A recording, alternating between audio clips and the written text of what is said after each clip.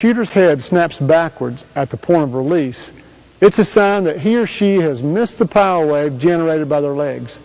It means their timing is behind and they're struggling to make up for the loss of power at the last moment. Why you should catch the goal between your forearms on your way up. Because halfway up the shot motion, when the ball passes in front of your face, you'll have your first chance to locate the goal.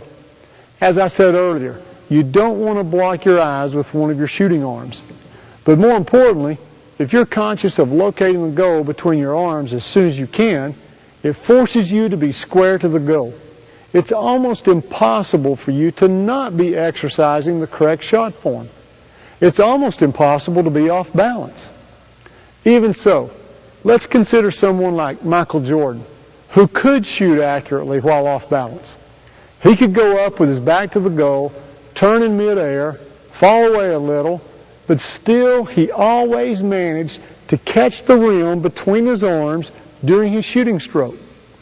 He might shoot on the way up, at the top of his shot, or on his way down, but regardless, he always managed to catch the goal in his sights right between his forearms.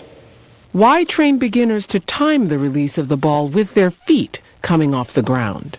When I tell beginners or players with a shooting distance problem to break their wrist when their feet leave the floor, I'm actually training their timing and coordination.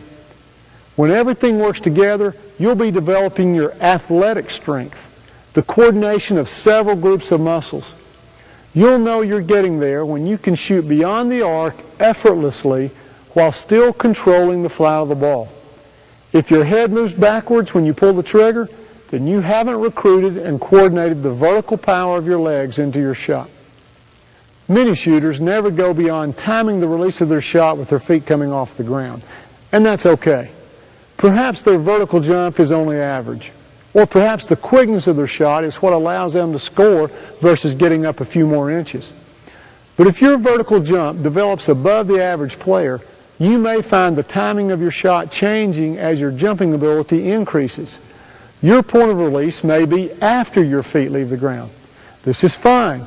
It's a natural progression if your jumping ability is growing. I've seen it happen time and again as young players mature. But for these players, their timing changes and develops as their jumping ability develops. Their ball still rides the vertical wave up the shot line, but now they're generating more power than is needed to get the ball to the goal. Their shooting stroke migrates more toward the top of their jump in order for their arms and hands to get a full stroke on the ball without overshooting the goal. Now, some players try to develop this high vertical on their jump shot before they're ready for it. My advice is simple and the same as it's always been. Begin your training by timing your release with your feet coming off the ground and let things evolve naturally from there. Ride your vertical power wave and release the ball in one smooth motion. Be aware that problems can arise as your vertical increases. As an example, some don't pay attention to a consistent release point. They hang in the air too long and begin to release the ball on their way down, while at other times they shoot at the top of their jump.